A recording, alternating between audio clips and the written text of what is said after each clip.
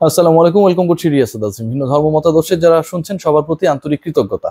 আমরা কয়েকটা পয়েন্ট নিয়ে আলোচনা করতে চাই। প্রথম কথা যেটা, আন্তর্জাতিক ক্রিকেটে শতভাগ ফিটনেস গুরুত্বপূর্ণ কিনা। যদি সেই দলে সাকিব আল হাসান খেলেন, সেই ক্ষেত্রে নিশ্চয়ই শতভাগ ফিটনেসের গুরুত্ব অপরিসীম। কারণ তিনি 23 ওয়ার্ল্ড কাপে যাবার আগে টি স্পোর্টসে যে ইন্টারভিউটা দিয়েছিলেন, অনেকটা জোর করে ইন্টারভিউ তিনি দিয়েছিলেন। পরবর্তী সময় আমরা বিভিন্ন মাধ্যমে জানার চেষ্টা করেছি সাকিব আল হাসানের সেই ইন্টারভিউ দেওয়ার জন্য বিশাল একটা ইচ্ছা ছিল।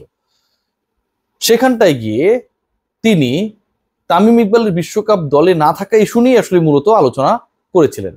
হি ওয়াজ দ্য ক্যাপ্টেন, এবং সেখানটায় তিনি একটা তত্ত্ব দিয়েছিলেন যে আন্তর্জাতিক ক্রিকেটে কেউ যদি 100% ফিট না হয়ে দেশের হয়ে খেলেন, তাহলে সেটা প্রতারণা করা। এখানে তিনি এক্সাম্পলও নিয়ে এসেছিলেন, MS ধোনি টনি অনেক কিছু নিয়ে তিনি সাকিব আল হাসান এই বক্তব্য দিয়েছিলেন সেই সময় প্রেক্ষাপটে। তাহলে সাকিব আল হাসান দলে আছেন এবং সেই দলের ক্রিকেটারদের 11 জনের কোনো একজনের অথবা দুজনের 100% ফিটনেস নেই, তাহলে যেই ক্রিকেটারের এই ঘটনাটা ঘটবে তিনি কি তার দেশের সাথে প্রতারণা করছেন কিনা। সাকিব আল হাসান দেশের কথা খুব একটা ভাবেন না, দেশ নিয়ে তার খুব একটা মাথা ব্যথা নেই। বাংলাদেশে যখন মানুষ মরছিল তখন তিনি সাফারিতে ঘুরছিলেন। সো দেশের আঙ্গিকে তার চিন্তা ভাবনা কতটুকু আসলে দেশপ্রেমিক সুলভ, বা দেশের জন্য তার হৃদয় আসলে কতটুকু কাঁদে, এই ব্যাপারগুলো আমরা জানি, টুকটাক আমরা জানি। তারপরেও যখন তিনি ওই দেশের জার্সি গায়ে মাঠে নামছেন এবং সেই দলের কেউ যদি 100% ফিট না থাকেন, তাহলে তো নিশ্চয়ই সেই লোকটা দেশের সাথে according to the definition given by Shakib Al Hasan প্রতারণাই করছেন, ডিসিটফুল অ্যাক্টিভিটি, রাইট? সেই ক্রিকেটার যদি হন সাকিব স্বয়ং, তাহলে এই প্রতারণা তো আরো ভয়ঙ্কর পর্যায়ে চলে যায়। মানে যিনি কোনো একটা তত্ত্ব দিচ্ছেন তিনি সেটা মানেন না কোথায়? আবার দেশের জার্সি গায়ে যখন খেলতে নামছেন, টেস্ট খেলতে নামছেন, 5 দিন মাঠে থাকছেন, তখন তিনি সেটা মানেন না। এবং সেই পার্টিকুলার ক্রিকেটার যখন তার একটা বিশেষ রোলে অপারগ হন, ব্যাটিং বোলিং দুক্ষেত্রেই ইনজুরি আক্রান্ত সাকিব আল হাসান যখন বাংলাদেশ দলকে ভোগান, তখন বলতেই হয় টিম টাইগার্স ভারতে এই মুহূর্তে চেন্নাই টেস্টে 10.5 জন নিয়ে খেলছে। এটা হচ্ছে আলোচনার প্রথম অংশ। দ্বিতীয় অংশে আমি যাব, তবে প্রথম অংশটা একবার আপনাদের কাছে একদম খুলে আলোচনা করতে চাই। দেখুন, কিছুক্ষণ আগে আমি একটা রিপোর্ট দেখলাম, বাংলাদেশ দলের বিভিন্ন সূত্র বিভিন্ন জায়গায় তারা অনেক কিছু জানানোর চেষ্টা করেছে যে সাকিবের এই ইনজুরি সংক্রান্ত ব্যাপার কমেন্ট্রি বক্সে যে আলোচনা হয়েছে, মুরালি কার্তিক, তামিম ইকবাল খান, সেখানটায় আসলে ভুল বোঝাবুঝি তৈরি হয়েছে। এবং এটা হচ্ছে মুরালি কার্তিক, তিনি হচ্ছে সাকিবের বক্তব্যটা অনেকটা বুঝতে পারেন নাই দেখে এই ঝামেলাটা হয়েছে, বিভ্রান্তি তৈরি হয়েছে সেখান থেকে। আমি যদি এটা মেনেও নিই যে ধরেন সাকিব আল হাসান স্পেসিফিক সাল উল্লেখ করেন নাই যে কবে আসলে তিনি ওই অস্ত্রোপচার করেছিলেন এবং সেটার জন্য তিনি ভুগছেন এখনো, যদি এটা আমি ধরেও নিই যে 2018 সালে বা 19 সালে তিনি অস্ত্রোপচার করেছিলেন, সেটার কথাই বলেছেন, রিসেন্ট পাস্টে অস্ত্রোপচারের কথা বলেন নাই, অপারেশনের কথা বলেন নাই স্পিনিং ফিঙ্গারে, তাহলে সাকিব যখন ওই পার্টিকুলার ধারাভাষ্যকারের সাথে কথা বলেন এবং যখন তার অস্বস্তির কথা বলেন, এই অস্বস্তি মানেই তো তিনি শতভাগ ফিট না। একজন ক্রিকেটার তার স্কিল যেখানটায় শো করার দরকার সেই পার্টিকুলার রোলটা প্রপারলি ক্যারি করতে পারছে না, এবং ব্যাখ্যা হিসেবে বলছে যে আমার আঙুল ফুলে গেছে, আমি কোনো ধরনের সেন্স পাই না ওই পার্টিকুলার স্পিনিং ফিঙ্গারে, এর মানে তো তিনি শতভাগ ফিট না।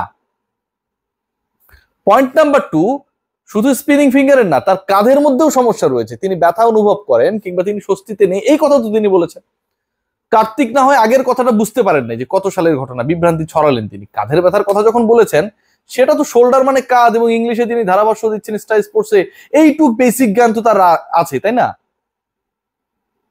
তার মানে সাকিব আল হাসান যখন কাঁধের ব্যথার কথা বলেন এবং যখন সেটা একজন ধারাভাষ্যকার ইন্টারন্যাশনালি সব জায়গায় প্রচারিত তার ধারাভাষ্যে এই ব্যাপারটাকে তুলে আনেন, তার মানেটা দাঁড়ায় কি যে সাকিব আল হাসানের একাধিক ইনজুরি রয়েছে, অস্বস্তি রয়েছে।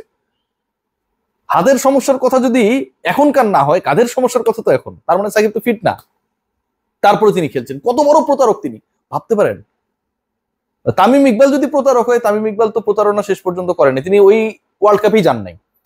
মানে তামিম ইকবালকে আপনি প্রতারকের যে ডেফিনেশনটা যেদিন আপনি দিয়েছিলেন, তারপর থেকে আপনি মানে ডেফিনেশন দেওয়ার পরেই তো আসলে সেটাকে প্রয়োগ করতে হবে। তামিম ইকবালকে আপনি প্রতারণার দায় বা প্রতারক হিসেবে এই ডেফিনেশন প্রয়োগ করে প্রতারক প্রমাণ করতে পারবেন না। তামিম ইকবাল তারপরে খেলেননি।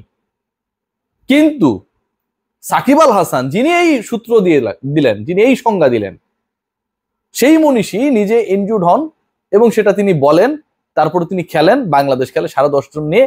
কত বড় প্রতারণা ভাবতে পারেন। সাকিব যখন ব্যাট করে খেয়াল করে দেখবেন যে তিনি ওই যে স্ট্রাইপটা হচ্ছে দাঁতের মধ্যে নিয়ে তারপরে হচ্ছে বল দেখার চেষ্টা করেন। তার মানে এখানটাও তো তার আইসাইডের সমস্যা রয়েছে।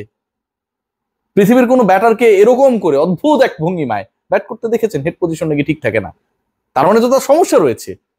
এবং এই সমস্যাময় ক্যারেক্টারকে জাতীয় দলে যখন খেলানো হয়, সাকিব আল হাসান অনেক বড় ক্রিকেটার, কোনো সমস্যা নেই, কিন্তু যখন তিনি প্রপারলি ফিট না, ওকে না, নিজে বলছেন তিনি ওকে না, কাঁধের ব্যথা রয়েছে, হাতে সমস্যা রয়েছে, ব্যাটিং করার সময় দেখছি তার চোখে সমস্যা, তিনি কিছু একটা দাঁতের মধ্যে লাগিয়ে ব্যাট করছেন, এটা তো পুরো আবহটাই প্রমাণ করছে যে সাকিব আল হাসান নট 100% ফিট। তাকে যখন টিমে নেওয়া হয় এবং এই টিমে নেওয়ার মাতবরিটা যিনি করেন, বাংলাদেশের ক্রিকেটকে ধ্বংস করে দিয়েছেন, চন্ডিকা হাথুরুসিংহে, তখন তিনি আমার কাছে মনে হয় যে এই ড্রামার একটা বড় ডিরেক্টরের রোলে চলে যান। সঞ্জয় লীলা বানসালি, নাকি ওই যে থাকে না দক্ষিণী অনেকে রয়েছে, রাজমৌলি, তারপরে বাংলাদেশে এক এক সময় ছিল দেলোয়ার জাহান ঝন্টু, তো অনেক আমরা ফিল্ম ডিরেক্টরের নামটা কম বেশি জানি, তবে এরা কেউ না। তিনি হচ্ছেন জেমস ক্যামেরন। এত দারুণভাবে মঞ্চায়িত করেন ঘটনাগুলোকে, এন্ড অফ দ্য ডে সেন্টের মতো দাঁড়িয়ে রেখে মোটামুটি একটা সেন্ট হওয়ার চেষ্টা করেন।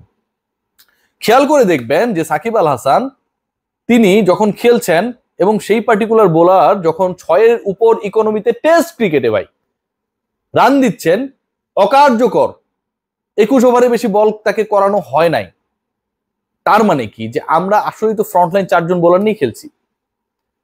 ভারতের মতো ব্যাটিং লাইন আপের এগেনস্টে, কম্প্যাক্ট ব্যাটিং লাইন আপের এগেনস্টে যখন আপনি খেলবেন এবং সেই জায়গায় যখন আপনি মাত্র প্রপার 4 জন বোলার নিয়ে খেলবেন, আরেকজন সাকিবের তুলনায় বেশি ফিট থাকার পরেও, সাকিবের তুলনায় তার স্পিনিং ফিঙ্গারের সমস্যা না থাকার পরেও তাইজুল ইসলামের মতো একজনকে যখন বসিয়ে রাখতে হয়, এর থেকে দুঃখজনক আর কিছু হতে পারে? মহান চন্ডিকা হাথুরুসিংহে সেটা করেছেন। সাকিব আল হাসান জনগণের সিম্পেথি নেওয়ার চেষ্টা করেছেন।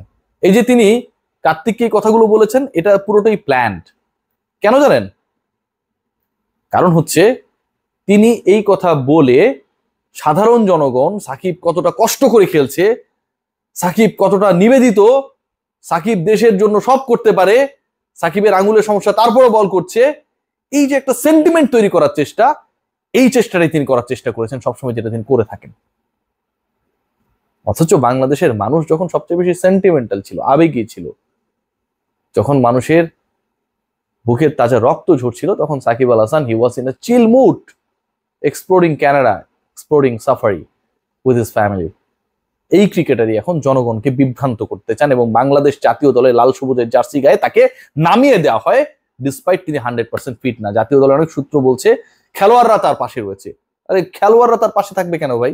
একজন ক্রিকেটার ফিট না, অন্য ক্রিকেটাররা তার পাশে থাকবে? এটা হয়? ধরেন মেহেদী হাসান মিরাজ সাকিব আল হাসানের পাশে রয়েছে, সাকিব আল হাসানের বলটা কি মেহেদী হাসান মিরাজ করে দিতে পারবে? নাকি সাকিব আল হাসানের ব্যাটিং করে দিতে পারবে? সাকিব আল হাসানের ফিল্ডিং করে দিতে পারবে? সাকিব যে ক্যাচ ছাড়ছেন, এটা কি মেহেদী হাসান মিরাজ ধরে দিতে পারবে? তাসকিন আহমেদ সাকিব আল হাসানের পাশে আছে, তাসকিন আহমেদ কি সাকিব আল হাসানের রোল প্লে করতে পারবে? এই যে গল্পগুলো, চটুল গল্পগুলো, এগুলো শুনলে না হাসি পায়, জানেন, সিরিয়াসলি হাসি পায়।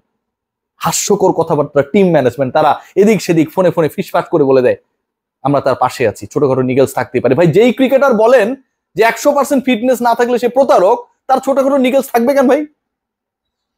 কি কারণে থাকবে আপনারা বলেন? নাকি আপনারা ইন্টারভিউটা দেখেন নাই? দেখেছেন হয়তো, কানে শুনেন নাই, এটাই হবে। শুনলে বুঝতে পারতেন যে সাকিব বাংলা ভাষায় কি বলেছিল। সবাই ভালো থাকবেন, টেক গ্রেট কেয়ার।